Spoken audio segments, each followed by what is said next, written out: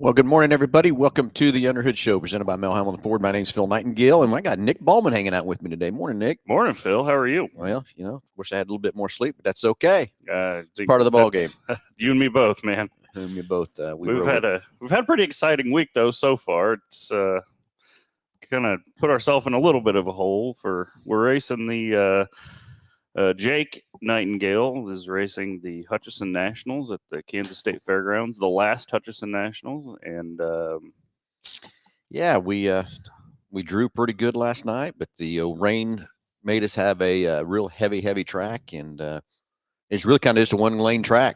And I get it. I mean, I don't know who could have made that track any better because of how much rain dumped on Hutch as quick as it did and everything else like that too. And Jake had the outside getting the start and just didn't get her tucked in quick enough. But that's okay. We'll go back over today and dig in a little deeper and see what happens, see what we can get done. So if you need something to do tonight, it's going to be a lot of fun racing over at the Kansas State Fairgrounds, the last Hutch National. So I will give C. Ray and his crew kudos for getting the racetrack to where we could race on it last night. I mean, it rained yesterday afternoon. It rained probably for a solid hour and a half, consistently over there.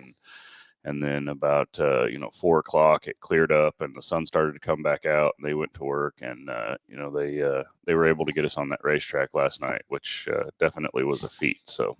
Yep, exactly. So if you're looking for something fun to do tonight, come over to Hutchinson at the last Hutchinson Grand National Race. It'll be a lot of exciting. All the main features are happening tonight, so be fun to be over there and everything else too. So hey, it's a call-in show, 316-462-3673. Love to answer any of your questions you might have. Ailing your car, tires, brakes, batteries, anything in the automobile world, anything in the racing world. Love to hear from you. Josh is off today from that part. Josh lost his dad earlier this week, so very sorry, Josh, and hope you're enjoying your time with your family and stuff and everything else too. I know he'll be back in the store here on Monday, so our condolences go out to the whole Profit family and everything else too for Josh and that sort of stuff too. So anyway, hey, let's get this show moving. Let's get it going. That's what Josh would want. 316-462-3673, and you get a great price package about over $130. And Nick, do you know what's all in that package, or can you rattle it off like Josh does? I'll give it a shot. You get a oil change package, the Works package, which consists of an oil change, a tire rotation with Motorcraft oil and filter products. You get a BG engine and fuel system treatment with MOA and 44K. Nitrogen fill for your tires. You get $10 to Mel's Diner, so you can get you something to eat or drink while you were here. And I'm leaving something out. The last thing would be the $10 with the Ford Pass reward That's points. Right. $10 for the Ford Pass reward points. And those add up quick when you come and get service here at Mel Hambelton Ford. That's right. 5% of everything you spend gets put in that account. What I love about that account is you as a consumer have to do absolutely zero. We take care of it for you. We add the points for you. Nick, it never drives me crazy. You go up somewhere. Hey, you got an awards account with us? What's your phone number? Oh, I don't see it. I got this one. Let's open another one. No, I don't want another one. You got your card? Got your card? No. Drives me crazy, but with us, we can track those automatically for you. It automatically gets put in your account and everything else too. All you got to do is just spend whatever you spend on our service part. 5% gets put right back on that card. And like you said, it adds up quick. The other day, checking mine, and whoa, yeah. So, yep, adds up quick, and it's just a great 5%. That's a pretty good amount for cash back basically on towards future purchases on your service, or rewards points can also be used in our parts department to purchase parts and accessories as well. Yeah, so anything that you want to do. So anyway, like I said, even if you get 5%, we have our own. Since this one is backed by Ford, we have another one for our racers too. For when you spend anything on your racer side, we've got a reward cards for them, and it's 5% too for there. And you spend in the racing world can go put in that account, not the Ford Pass rewards account, but two separate accounts on that side of it. Because Ford won't give us any rewards points for those race parts. I don't know why, Nick. You got any idea why? I don't know. But anyway, so what's the new in the world of cars? Okay, well, let's kind of get everybody up to date because a lot of things are happening right now in the new car world. We are again finally getting some inventory on the ground and stuff like that too. Everyone's excited about the order banks that are going to start opening here shortly. They're telling us on the 17th that the Super Duty and Maverick are going to open up, and I know I've got several Mavericks that did not get built for 23 that's getting pushed into 24. So the next year, those are going to get built first and get priority over any new orders we put in. But Ford's telling me the 17th is going to open. Biggest change for the Maverick is they made the 2.0 motor standard instead of the hybrid, which I don't know why they did that, but it is what it is. Everybody wants the hybrid. A lot of people do want the 2.0 also. If it was me, I'd want the hybrid that part. But they're going to make more 2.0s than they're going to make the hybrid, which is still I don't know if it's still the supply chain or why that is. They can't get more than that many percentage of Mavericks on the hybrid side or whatever. But that's it's 40 miles to the gallon. I mean, I get why people want that and everything else too from that part. But so anyway, we'll start. Hopefully, it opens early on the 17th. Not sure what time it will open or whatever, but it always seems like maybe sometimes Ford delays it a little bit and doesn't open until 6 p.m. or something like that from that part. But and then, of course, Super Duty. I don't think there's any change at all for the 24 Super Duties, but we're finally getting some better production numbers out of Super Duty that we have not had for 2 years probably. I had this last month whole allocation that they gave me was probably about a 3-month allocation I've been getting before that I got this time, so it's really cool. So I hope they've got that under control, but I do know they still are having a hard time building the high-end trucks from that part, and what my rep is telling me is they don't have the interior pieces to build all those high-end trucks like everybody's wanting from that part. They've got everything from a Lariat down, XLT and XL, but the high-end King Ranch Platinum and Limited, those interior packages is still, the suppliers cannot supply enough of those to build those trucks. Yeah, and if you have not seen or checked out the new 2023 Super Duty, you've got to come check it out. I mean, wow, what a truck! I mean, we have some demos here that are Lariats, and they've got the new high output 6.7 diesel in them. We use them for towing, and man, what a truck, Phil. Well, I know, and I agree with you 100%. Coming from out of the, we've been running 22 limiteds for limited style ever since we started doing those 450s in the parts. It's kind of funny. Last night in the pits over at Hutch, I seen this black 450 roll by, and it's a limited. I thought, I wonder if that's one of our old pull rigs, and it went right by me, and there was the Mel Hamill sticker on the back of it. So I know it was one of our pull rigs over there in Hutch, pulling somebody's race rig around and stuff too. But I will tell you that the 23 Lariat, which is a step down, 2 steps down basically from limited, and I'm going to tell you that 23 truck outdoes the limited 22. Is crazy. I know. It's like, when you're in it, you're like, what more do you need? Yeah. But there is more, but wait, there's more, so, but excited to get one of those in and check it out and just see, how much different it is and what more there is to offer from the Lariat model. But, my favorite thing about it is the heads up display. In the Lariat that puts your speed and the speed limit, and has your lane keep assist and your nav and everything right there in a nice organized heads up display right there on the windshield, so you don't have to take your eyes off the road. I mean, it's amazing what that does. The adaptive cruise, and like you say, the lane centering and everything else. Like the other day, we were coming back from Hayes racing, and Jake was over in the passenger seat, and I told him, I said, hey, reach over there and turn that off for me. I want to see if I can handle this truck. As soon as he turned that off, I was going about maybe 5 seconds. I said, turn it back on, because it does so much to help you drive that truck, keep it straight, keep in the center of the lane, and helps you correct and everything else. Even with the big trailer on behind it, it still helps and stuff too. I think that's why the Lariat truck is so much nicer to me, is just the safety factors and the technology that's in that truck as you drive. Anyway, good morning, Delbert. Good morning, Jim Petty. Looks like we lost our we lost our TV there. My screen, I bet old Gus messed with my screen. Yeah, I think it logged itself out is what happened. It did. So we'll work on that. We'll have that fixed for next week. Yeah, exactly. But, so anyway, Delbert, I'll find out they're making a Bronco Sport Hybrid in 24, but I haven't been able to confirm it yet. I've not heard of that at all either, Delbert. Would have think Ford would have said something to us by now, but I don't think so. I have not heard anything at all about a Bronco Sport being a hybrid. Okay, I mean, because here's the next thing: we can't make enough Maverick hybrids. I don't know how they're going to end up turning around and making, because the Maverick is made in the same plant as the Escape and the Bronco Sport. So I don't know how the heck they would come up with a some more hybrids. I wish they Yeah. would. I would rather see these hybrids than see the electric cars that we got rolling around. Yeah, I totally agree. They're You know? just, because they're kind of the best of both worlds, Oh yeah. Okay, this drives me crazy, Nick. I'm going to go over here real quick and get my computer. I got that black screen's driving me nuts. Okay, go fix it. But in the meantime, somebody call us 316-462-3673. Get the prize package valued of $125. Phil's fixing that screen. Oh, there it is. It's back. He's going to bring his mouse over here so that he can fix it if it goes down again. But okay, crisis averted. Yeah, Delbert, you good now, Delbert? Delbert probably lost his blood pressure when that happened.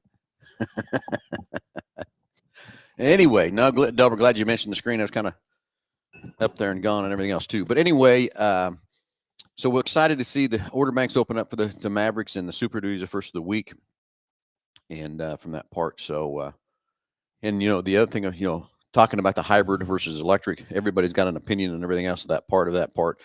But I would still wish that we would be pushing more hybrids than electrics. And I'm telling you, I'm driving a hybrid truck right now, and if I had the normal 3.5, I'd probably get 15, 16 miles to the gallon. I'm in the low 20s with this hybrid. So it's a huge savings, a huge better mileage and everything else from that part. And the truck drives so much better, in my opinion. And you never know when you got to really pay attention when it does kick into electric, when it kicks out. Right. You don't know. It's so smooth and so accurate. It's crazy on how that works and stuff too. So, yeah. But anyway, I got in one the other day and I reached down and hit the button and nothing happened. It turned on, but the engine didn't start. And I was like, what's wrong with it? So I went and hit it again and it all shut back off. And then I figured it out. But. Well, okay. So now that's the next thing. I had my truck taken over to the detail shop to get washed, and they called me and said, hey, your truck won't move. I said, no, it's going. Just put it in reverse and see what happens. No, the engine's not running. Yeah, I know. And guess what? They let it sit there forever, and they let the battery run down. So I had to go over and jump it. Then they realized what was going on with that truck. And the other thing is with it, when you back up and put it in reverse, it's got a little beeper on it. And I mean, because it's that quiet, people don't hear you coming. Right. When it's in reverse or going forward. So when you're in reverse and you're backing up, it's got a little beeper sound there for everybody to know you're backing up, because it's most of the time when you're in reverse, it is an electric and it's backing up, getting using the electric motor to move you and everything else. But cool trucks, cool stuff, everything else. Like, hey, let's get the phones ringing. 316-462-3673. Love to hear from you. Anything ailing your car, tires, brakes, batteries, anything you don't understand about your car, or got a question about it, whatever. Love to answer your questions. Anything in the racing world, anything that's there.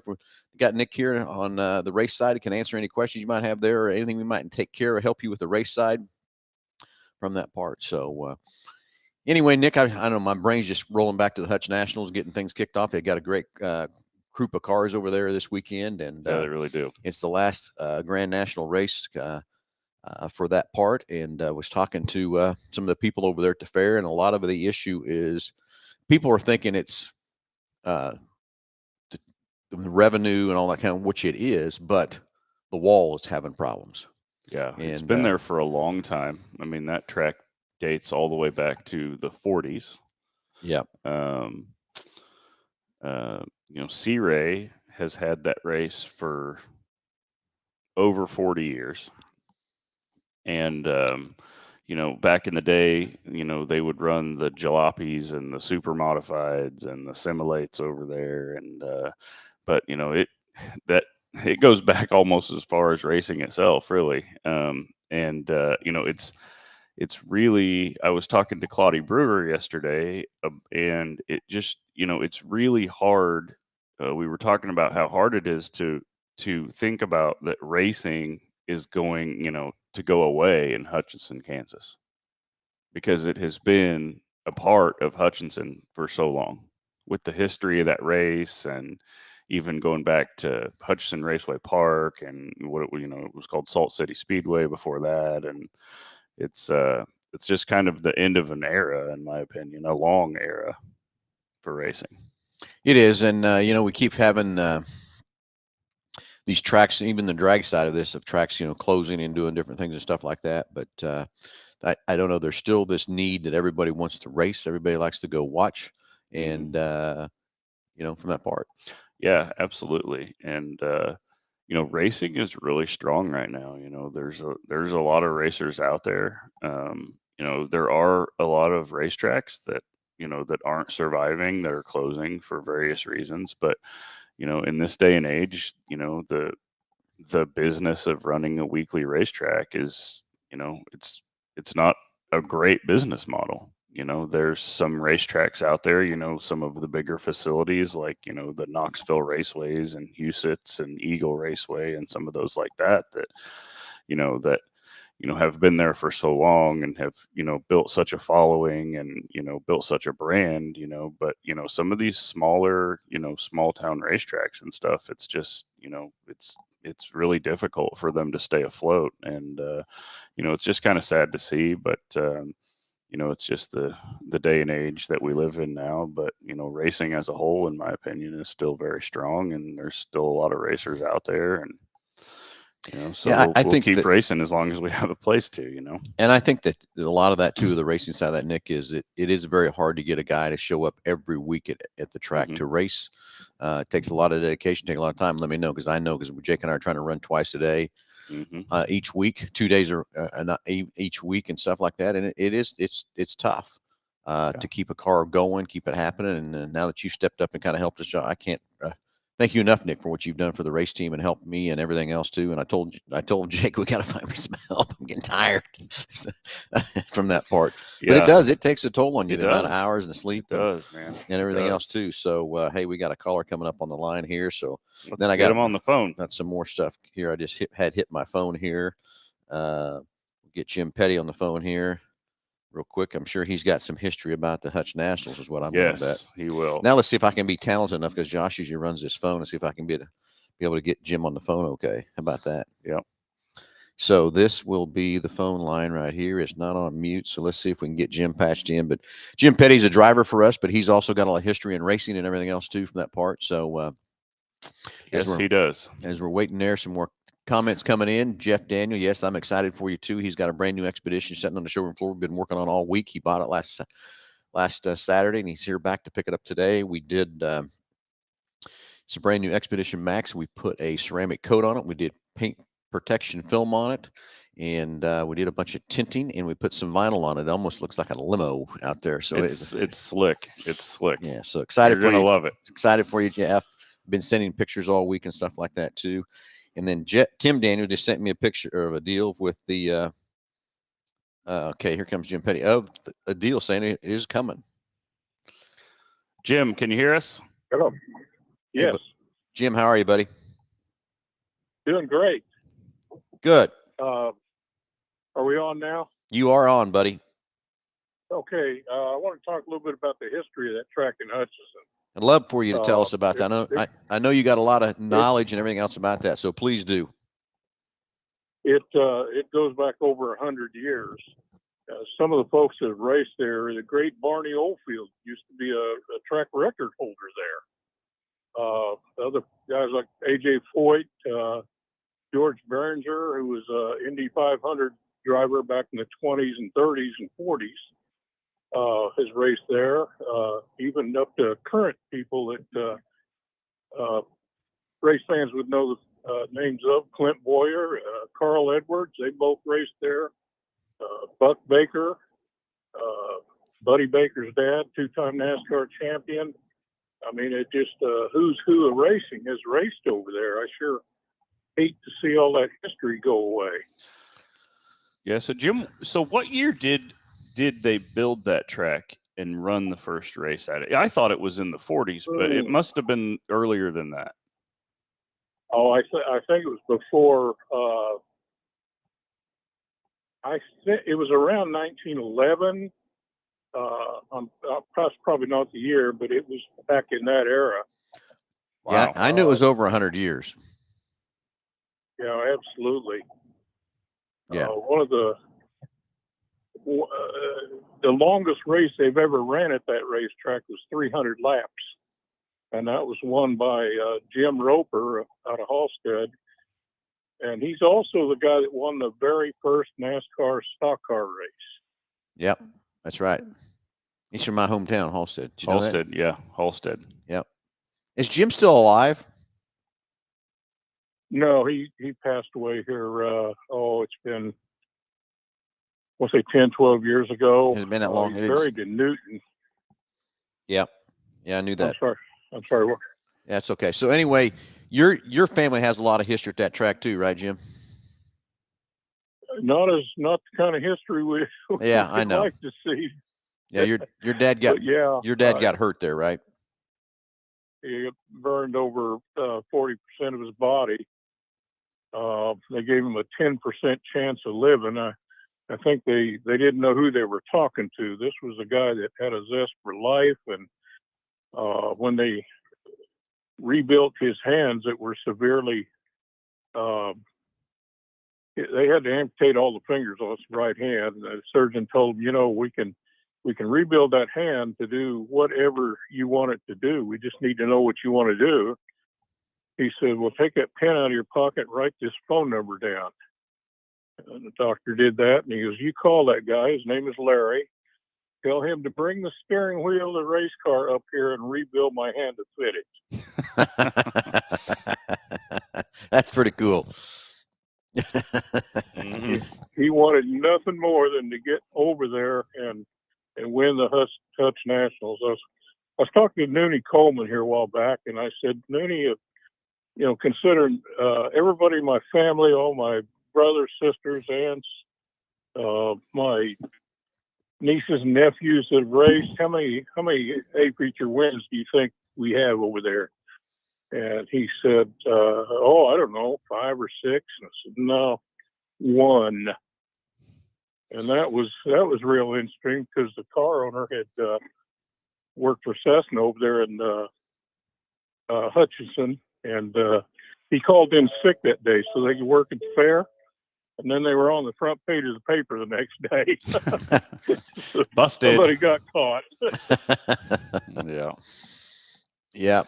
So, Jim, have you been over there? I'm sure you've been over every night so far at the races, right? I was going last night, but Mel Hambelton Ford needed a F-350 that was over Missouri, and I'm pulling on the lot with it right now. Oh, really? So you did a little run for us last night. I got you. Well, we appreciate that too. Yeah. Well, I will be out there tonight Awesome. I'm bringing a guy over that knows a lot more about the history of that track than I do even. Who are you bringing? Bob Lawrence. Bob who? Bob Lawrence. Yep. All right. Yeah. Bob's a racing historian. So is he? Oh, he's incredible. His knowledge of not just Hudson, every track in Kansas. A guy can. He's done so much research over the years. I was off with Bob, his wife, who I've known since like 6th grade, and some other folks, and then I got introduced as a race historian, and so somebody asked me, "You have your own website too?" And I said, "No, I'm just a Bob Lawrence wannabe." So explain to our listeners and watchers that who is Bob Lawrence and what's and that sort of thing, Jim. Bob has a website. He actually has turned it over to Speedy Bill's group up there in Lincoln, Nebraska, and they're taking care of it now. But it's got something like 3,400 pages, most of which deal with racing in Kansas. And I used to tell Bob I would never go on his site unless I don't have anything to do for the next 8 or 10 hours. Because if I get on at 8 o'clock at night, next thing I know, the sun's coming up. And, there's that much information on that page, huh? Oh, absolutely. And the folks that pay attention to that, I gave some pictures to Rick Mears that I had pulled off Bob's site, and he said, "Well, I've already seen all these on the internet." And so he said he loves that site too. For those who don't know, a 4-time Indy 500 winner, Rick Mears was born here in Wichita. Rick Mears was born here in Wichita? Yes, he was. I didn't know that. And our dads used to race against each other out at CJ Stadium.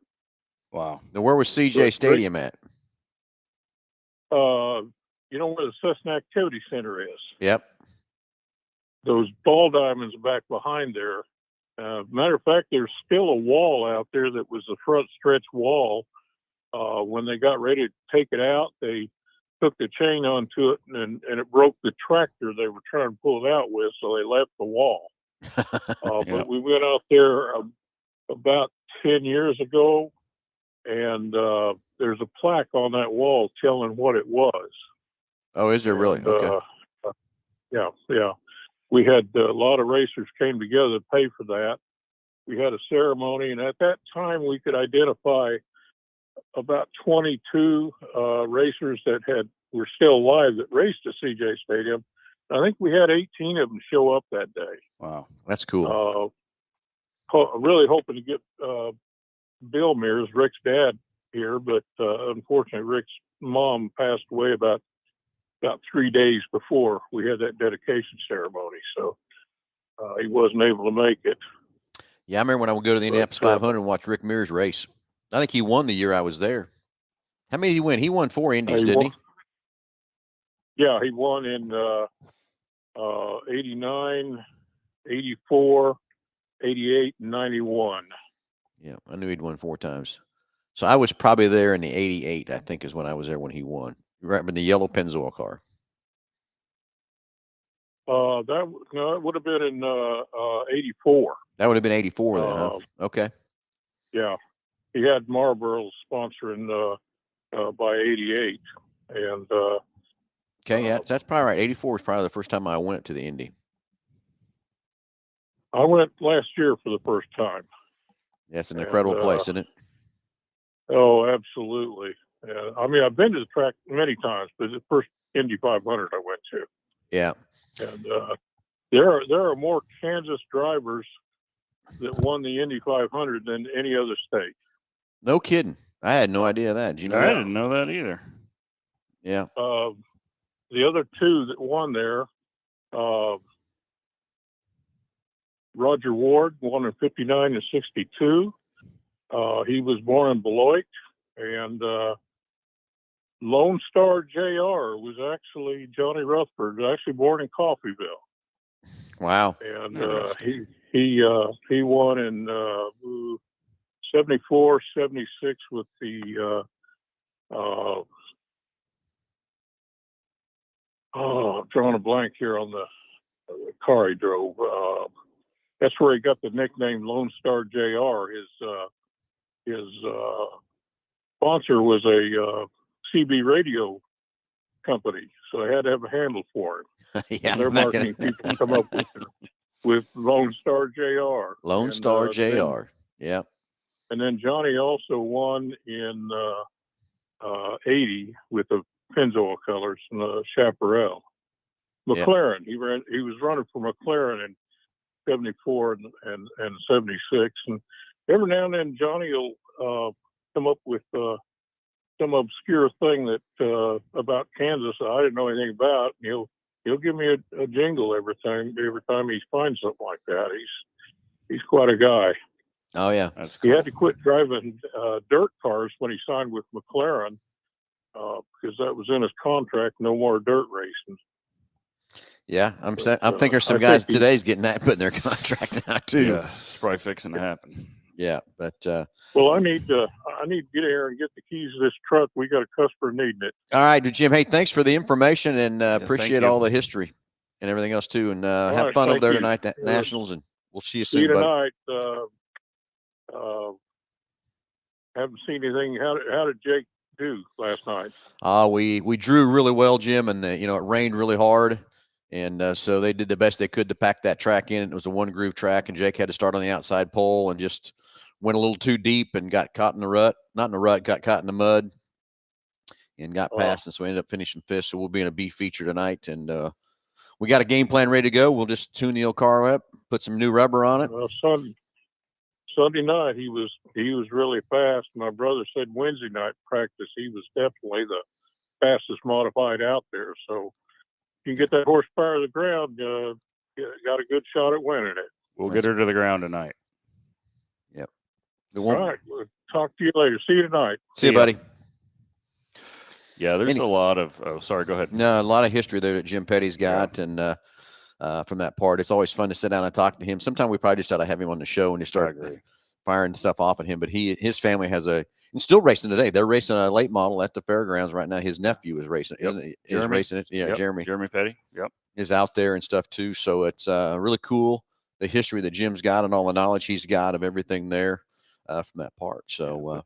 Yeah, racing history does run really deep around here. I mean, I think it runs really deep, everywhere. But that Bob Lawrence website that he was talking about. I mean, that really is huge, and there's a lot of content on it. And just I didn't know anything about the website. I knew about Bob Lawrence, but I didn't know anything about the website. And Jim's right. Like, if wait till you have some time to kill and then get on it, because it is definitely a wormhole that you can get sucked into. But it's so interesting, and just all of the different racetracks. There has been several dirt tracks here in the Wichita area, that have come and gone over the years, and one of them actually just used to be right here across the street. Well, about a mile down at 135th Street, on the other side of Kellogg and, CJ Stadium. And then there was actually another dirt track about a mile and a half, 2 miles north of 81 Speedway sits today. But yeah, there's just, a lot of racing history, around here and in Kansas. And it's really cool. Yeah, we'll have to get Jim on the show and go through some of that history and stuff like that. It's amazing the knowledge he's got and the memory he's got too. Like I said, something slipped his mind there and everything else too. And from that part. So yeah, it will. We got to dedicate a show just to him getting on here. We'll get him prepped up and everything else too. We can the other screen in here. We could pull the website up and all that kind of stuff from the other guy's stuff too, and everything else. But you're all right. There's a lot of racing history in this area, in this town, and I just hate it that the Hutch National, we can't keep that going and keep that happening, because that's a fun place to race and everything else too. But hey, it is what it is. There's other tracks to go racing, and then Nick, we talk about that too with our Hoosier side and all our race side and stuff like that too. That just keeps growing and growing because the interest is there. People love to race. People love to go, and it's a competitive world over there in Hutch. But you know what? When you talk about it, every time I leave the pit to go to either the grandstands or go to the concession stand or whatever, I guarantee you I see 5 to 10 people I wave at, say hi to or whatever, because everybody kind of just knows everybody what's going on over there, and it's just another big family of everything else that's happening. So if you need something to do tonight, you need to get over to Hutch Nationals. It's going to be fun, and this is the feature night, so a lot of great racing in all those classes. Everybody's very competitive from that part. I think we have 4 features tonight, plus some B features and stuff too. B features and stuff 4A features. So yeah, it'll be good. It'll be a very fun night. Should be a good crowd. I think the weather's going to be nice. Hopefully the racetrack will be a little bit drier tonight, but I'm afraid it will be too. But so we'll get her dialed in, and I've already been talking to the Mullins crew already what we're going to do to the car and stuff for tonight. So we'll see if we can put another tune up under that thing and go after it. And then for those you don't know, the car we're driving now is a brand new car. So yeah, we're working a few things out of it. And I tell you, Nick, I wish we would have went and raced it somewhere first before we took it over there, but you know what? We didn't have any time. We've been racing that IMCA car so hard. We didn't have time. I mean, it's hard just keeping one car racing every week, let alone you throw a second one into the mix, and it's like, it's a lot. But yep, exactly. We'll get her going, and maybe we'll I don't know. Maybe we'll race it again too after this weekend. Yeah. So. Well, anyway, 316-462-3673. Love to hear from you. Anything ailing your car, tires, brakes, batteries, anything in the racing world, anything in the automobile world. Love to hear your questions. So anyway, Tim Daniel sent me a deal here, a text that shows that the Bronco Nation site says there's a variant coming. And this is what drives me crazy. Us being a Ford dealer, why will Ford not communicate that to us first? If this is really true and that's what's coming, why do they not send that to us and let us know that that's coming before they put it on all these sites and everything else and everything from that part? Doesn't make any sense. As a general manager of Ford store, it drives me crazy from the communication side of that thing and everything else too. But if it's coming, hallelujah. I think it's a great idea and everything else too. My problem I've got with it, I can't get the hybrid Mavericks that I want. Mm-hmm. And so how are we going to build more hybrids if I can't get the Mavericks? Now we're going to put them into the Bronco Sport. I don't know. I don't get it. I don't get it. So anyway, God, I got texts coming in everywhere here too. I didn't realize that too. So anyway, Nick, what else in the racing world? Anything, any other stuff we can talk about real quick? Because if not, we're going to make this a short show. Well, if you missed it, the sprint car world, they raced for $1,002,023 to win on Thursday night at Eldora Speedway. First time in history a sprint car race has paid that much money. And Logan Schuchart from Pennsylvania won that deal. And talk about, you want to talk about, racers that are up and coming, and I know you don't really follow a lot of sprint car racing, Phil, but you know, you know why I probably don't. Time. Yeah, exactly. Time. But I've always kind of been a sprint car fan. But Bobby Allen, who was a big time sprint car racer, back in the day, racing with the Kinsers and the Swindells and Doug Wolfgang and the likes of all those guys. His son and Logan, I believe, is his nephew. About 10 years ago, they were kind of running a somewhat low budget team, kind of racing locally there around PA. 410 sprint car racing is really big out there, out there in Pennsylvania. And they got a little bit of help and got a little bit of funding, and not nearly enough, but put Jacob Allen and Logan Schuchart full time on the road with the World of Outlaws. And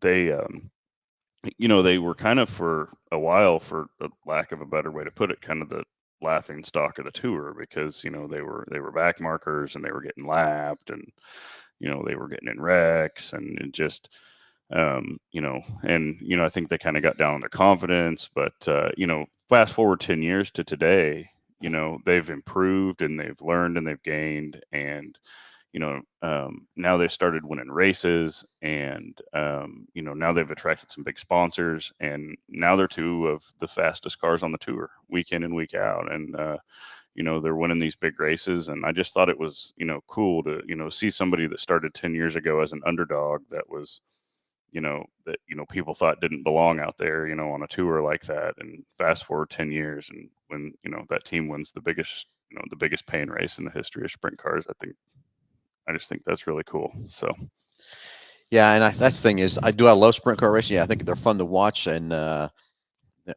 those guys, Jake's talked about getting one of those, and that's not in my lifetime. Not in my lifetime. I mean, those cars can go really well, and the next second they're in a fence, and you can just think of my memories of several people have been hurt pretty bad with those cars, and also killed in those cars and stuff like that too. When we first put Jake in that modified, Mary was always scared to death about him being in that car. And like I told her, I said, with him in them seat belts, in the seat, in the helmet, and the Hans, he is safer in that race car than he is in his Mustang driving down the road. Totally. From that part. Yeah. With everything that's in there from that standpoint of that car, of making him safe and everything else too. So that's why I don't mind the modified at all, because I know if he does get hit, it's going to be, I mean, he could get hit at 60 mile an hour in that modified. It's like a 20 mile an hour hit in that Mustang. Yeah. From that part. So the safety side of that thing and everything else too, but from that part. But so that's where the sprint car side of that is so fun to watch and everything else like that too, and so cool. I mean, how those guys have the gonads to pedal that thing in the corner and just let it hang and let it, as we say, let it eat. Let it eat, yeah. And let it sing through there. I mean, I know that big wing on top has helped planting that car and hitting it down there and stuff too. Would it be fun and the thrill to go? Oh yeah, I think it'd be a blast. They're fun to drive. I've driven one a couple of times, but yeah, but no, I agree with you. I mean, it's definitely a completely different world, and yeah, you kind of have to be a fan of it to really get it. But it's they're neat to watch, just the engineering of those cars. You go up and look at them, and they look so fragile and lightweight. Well, they are. What do they weigh? 1450 with the driver with 1,000 horsepower basically in the 410 division now. And yeah, it's just incredible, how those cars have advanced into what they are today. But I mean, a greater power to weight ratio than a than any race car on the planet, except for, maybe a top fuel dragster or funny car or something. But yeah, it's crazy.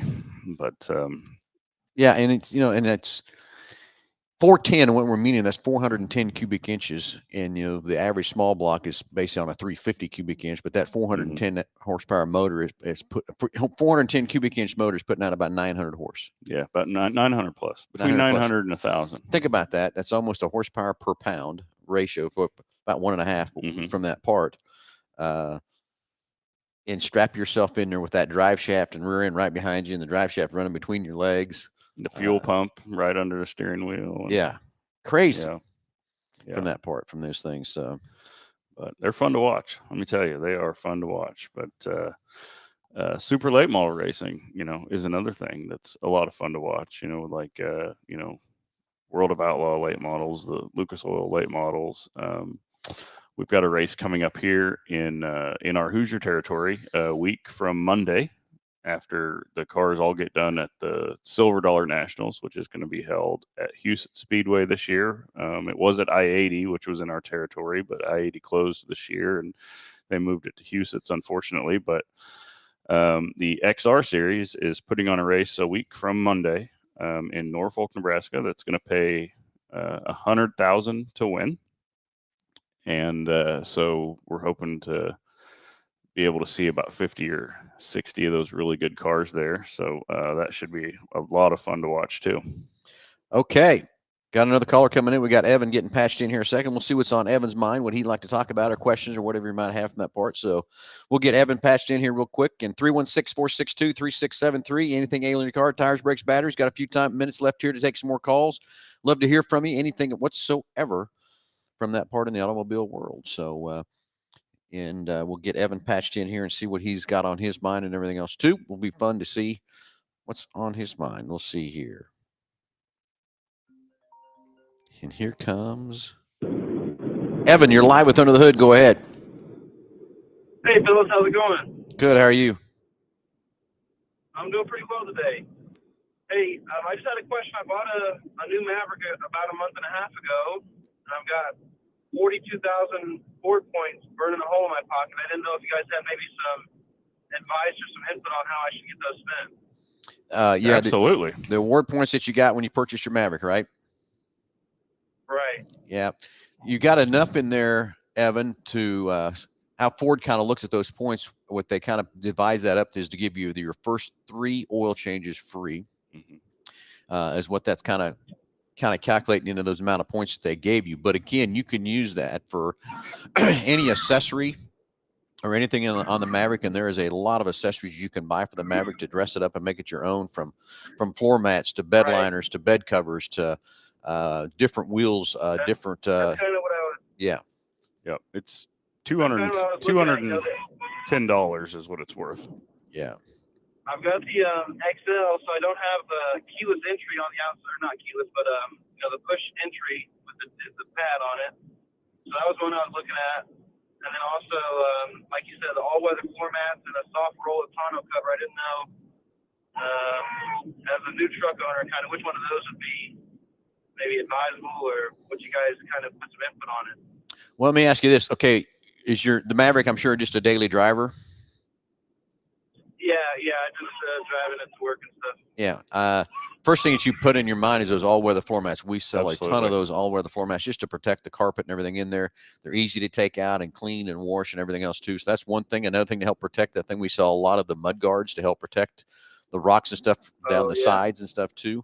The bed covers, that's another thing that is super popular with those trucks. And then putting a bed cover on the truck, even, it will help you a little bit with fuel economy to keep the air moving over the sides. Nick, is there anything else you can see the guys or people coming in buying on the Mavericks that from those? Yeah, I mean, really, Phil kind of touched on it. Definitely the all-weather floor mats. Ford's all-weather floor mats are very nice, that because they fit perfectly inside the vehicle, and unlike some of the aftermarket brands, they're not as perfect, or they're a little chunky or whatever, but Ford's are really nice. But yeah, definitely, I mean, for your Maverick, I mean, definitely a bed cover. The beds aren't real big on those, so you're probably, going to want to haul smaller stuff in the back anyway, and you can keep it secure and dry and everything under a nice bed cover. But yeah, come see us in our parts department, or reach out to me personally, and we'll get you taken care of on anything you want to get for that Maverick. So. Okay, sounds good, fellas. I appreciate it. Thanks very much. Hey, how many miles you got on your Maverick already? It's coming up on 3,000. I've got 2,800 as of today. All right, very cool, very good. Which one what trim level and what motor did you end up getting? I ended up getting the hybrid, and it's just the XL. XL, and you did get the hybrid, or you did not? I did, yeah. I ended up waiting 18 months for it. I know, yeah. And I finally came in back at the end of May. So yeah. So how's your put some miles on it? Yeah, how's your fuel economy doing with the hybrid? Yeah, I can look. So far on the 2,800 miles, I'm getting 38 miles per gallon. That's awesome. That's crazy, isn't it? Yeah, good for you, man. Good, yeah. So yeah, so can't complain. no, very good. So Evan, when you're ready to get something for that Maverick, just come in here. We'll sit down with you too, and but I think we got you on the right track with some thoughts and processes of what you want to do with that money too, or if you just want to end up using it for the first 3 oil changes, whatever you want to do there too. All righty. Thanks, guys. Appreciate it. No, have a good day, babe. Thank you. Yeah, you too.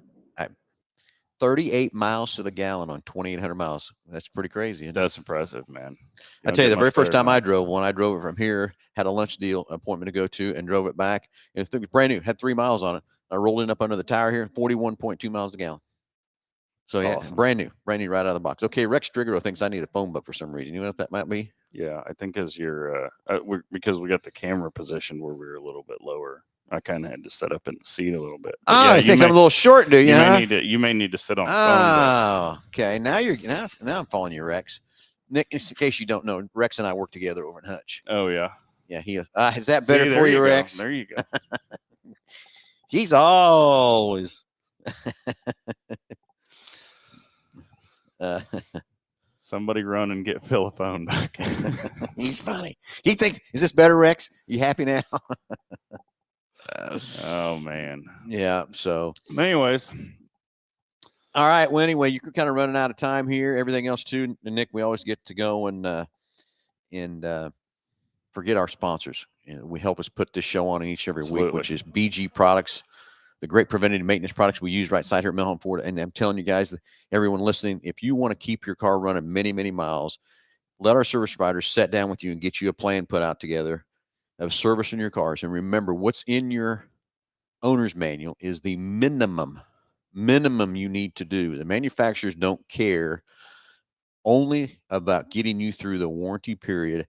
And after that, they don't care. So that's why those owner's manuals are minimum. You want to know exactly what you need to make your car run as many miles possible. And as expensive these cars are, they need to. And also to help protect your value and protect your trade-in value, BG Products. Let us show you what ones to use, when to put them in, how to put them in. Nick drives different than I do. I need a different plan than what Nick needs. You need a different plan than I need. And let us sit down and put you a plan together with these BG products to make your car run many, many miles. And they are great products made right here in Wichita, Kansas, in El Dorado. Their research and development deal. You've been over there, haven't you? You haven't been. So I have. Yeah. I have been over there. It's impressive, man. It is impressive. It's like walking into the nicest like Formula One racing shop that you can think of. And it's, they've got, they're like scientists in there working on cars. It is exactly what it is. It's so impressive. Okay. We got another call coming in. Ben's going to get patched in here shortly. We'll see what's on Ben's mind. But next one is Big Corner Creative for all your advertising needs. If you've got a company or a business that needs help advertising, Jesse down there at Big Corner Creative has got a great group of people to help you do all kinds of advertising, from a web page design, sorry, that's my phone ringing, not the TV show. Web page design, traditional advertising, Google advertising, vehicle wraps, window wraps, whatever it might be to help advertise your company or business. As those guys say, just Google us. And I'll tell you, Big Corner Creative, yes, we own it.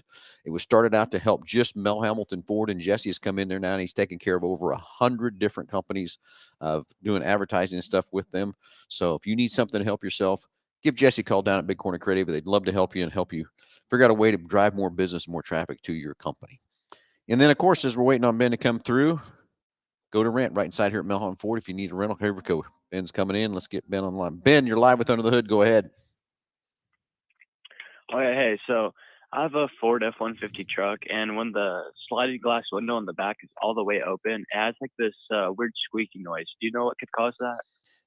Is it doing it while it's going open, or is it just open? When it's like all the way open. But it does it when it's going open, I mean, or is it? Oh, just when it's open, not when it's going open. It's got a large squeaky noise, so it's got to be air blowing through the cab. Yeah. But the window, when it slides back and forth, it doesn't make a noise or anything? No. No, but Yeah. So some type of air when it goes Has through to be there going is kind through. of getting caught up in one of those crevices. And so is it a certain speed that it starts coming in there, Ben? I don't know if it's a certain speed. It's just whenever it might be a certain speed, but like just whenever the truck's going, it's all the way open. It has like this squeaky noise. Yeah, it has to be the air coming out of the cab is either hitting on a seal or hitting on the trim or something around there, or is the trim coming loose? That the wind is pulling through there and knocking it off there. Ben, what I want to do? I want to put add a free diagnostic onto your package, and we will look at that truck and try to figure that out. But I bet you've got a trim piece loose or a seal loose or something like that that's happened that has caused that thing to is the air is coming, because when you open that window, you're going to suck a lot of air out of the truck. The other thing I would say to do, maybe roll a window down and see if it doesn't slow it down or stop it, to keep the vacuum of the air coming out of the cab when you open that window. All right. But I think you've got a piece of trim, or you got a seal or molding or something loose around that. But the noise is coming back there by the rear sliding window, right? Mm-hmm. Yeah, you've got something loose back there that's, when you open that up, it's just sucking the air out of the cab. But roll the window down and see if that doesn't change it or not. But I'm going to add that diagnostic on your package that we'll mail out to you, Ben. Let's get that truck in here and let's see if we can figure out exactly what's happening. Okay. All right. Thank you. Thanks, Ben. Yep. Thanks. But I don't know. That's got to be the air just sucking out of there and doing something there. It's crazy when you don't, sometimes if you don't adjust, you can't just roll down one window sometimes and drive down the highway, because it'll, like you said, screw up the vacuum. And yeah. Okay, Nick, we lost our back screen again. I wasn't keeping my mouse very active as I was supposed to. Yeah, well, from that part. Rex thinks it's a rear U joint. Well, I guess you could be. I didn't think about that. Something. Hear something that you don't hear until that window's open. Exactly. So it'll be interesting. We find out on Ben's truck exactly what's going on there from that part. So anyway, you know what, Nick? It's time to go. We got to get a race car ready to go. We got to get some parts sold. We got things happening. Everybody, hey, thanks for watching. Thanks for listening. Thanks for all the great calls today. And everybody be safe out there. If you need something to do tonight, tonight's the night to get to the Hutch Nationals. It's the last one for ever. The track's going away. Hate to hear it and everything else like that too. They'll be signing autographs at 5 o'clock. 5 o'clock, whatever. You're funny. You're funny. Funny. But again, everybody, hey, have a great Saturday. Stay cool. Stay out of the heat. Not stay out of the heat, but drink lots of fluids. Stay safe. Everything else too. And everybody have a great Saturday. We'll be back live next Saturday, 9 o'clock. Everybody have a great weekend. Talk to you soon.